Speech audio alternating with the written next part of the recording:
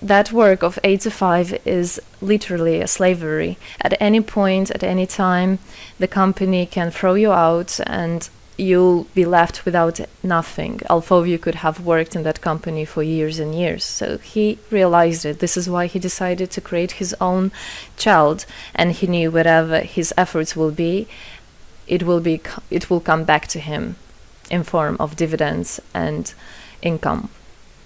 Free of charge travel campaign.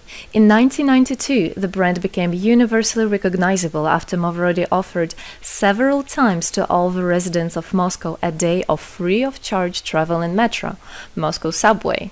Pretty smart.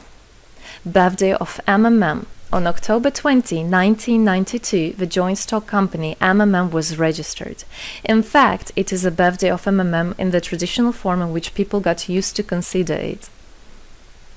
The shares of MMM on sale. February 1st, 1994, the shares of MMM went on sale, and people immediately began to buy them. Moreover, the company willingly bought them back on a new, higher rate, which grew very fast at about 100% per month. The company's principle today is always more expensive than yesterday worked perfectly. Few words about that. Why did he do that?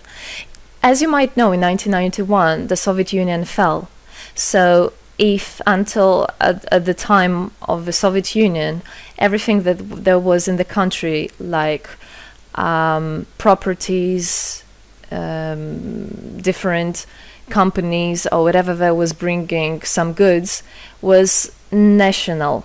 So any person of the country was entitled to have a share of that production, of that company. Everybody was equal. But when the Soviet Union fell, what it meant is that all the companies, all the properties had to be privatized. So you can imagine there is a company, a huge company. People worked there for years and years. And at one moment, there comes a person and says, all that is mine. Yes, this was the case. And obviously that information, that laws about the fact that it was possible to privatize was kept only for a small group of people for obvious reasons. So a simple worker who worked in that company for years and years or all his life didn't know he can actually come and say by law that that is his. So what genius idea Sergei MAVRODI had is to sell these shares to gather the money of the people, and with this money to buy those companies. So basically, if a person has an MMM share, he would have had an exact share from the company that Sergei MAVRODI bought. For example, a company from oil and gas or something else. Obviously, he knew perfectly which companies are worth it and which companies were not. There was quite a battle there. So as you can see, his idea was great, but let's see what happens. Government is trying to hinder MMM's activities. Surprise, surprise. Planned by the Russian government, MMM 94 was intentionally collapsed. It began when tax inspectors accompanied by OMON officers passed through the crowd of depositors and went inside the central office of the company to give a notice about the planned tax inspection. Right.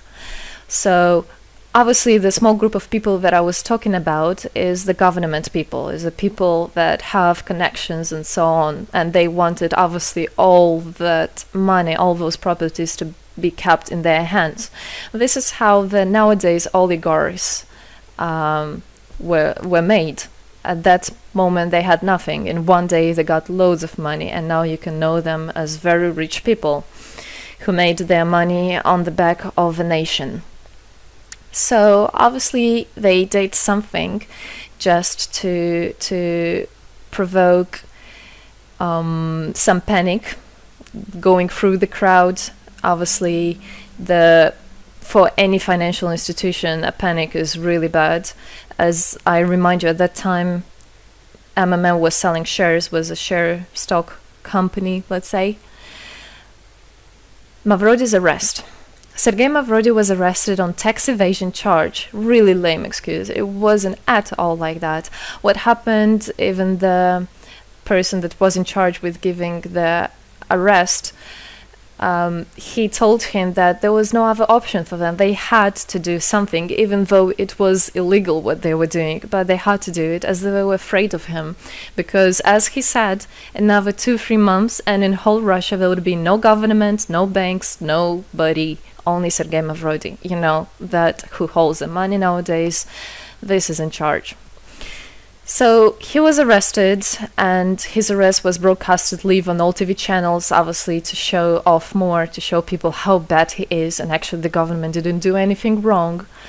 On the same day, there was a storm of the central office of MMM. The company was prescribed to recover 49.9 billion rubles to the budget. Huge money.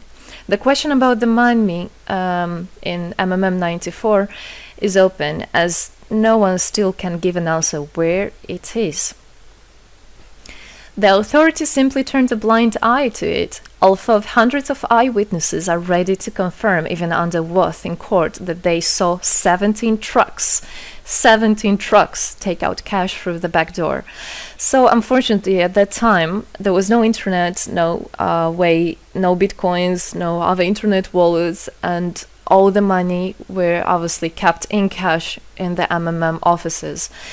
And the government took advantage of it. They just came, took it out, and then they said nothing. They just, moreover, they didn't say where the money went. They even made the way to make people believe that Sergei MAVRODI was the one who took all those 17 trucks of money and disappeared. But obviously it wasn't the case. It was a simply lame excuse. Demonstrations against state authorities. August 1994. Thousands of MMM depositors affected by the artificial collapse of the pyramid protested and demanded to set MAVRODI free. Actually, MAVRODI could have used his powers and do huge, bigger protests, but he decided not to do that, as that would made as obvious a different protests of this type. Could be people injured or even killed, so he decided not to use people in this purpose. It was very noble from him to do that. MMM leader became a deputy. However, he found a way to get out of the prison. Being imprisoned, Sergei MAVRODI had managed to register as a candidate for a deputy of the State Duma and was released from prison. He won the elections by a landslide and became the deputy of the State Duma of the first convocation. So, as a deputy in Russia, they have privileges. This is why, becoming a deputy, he was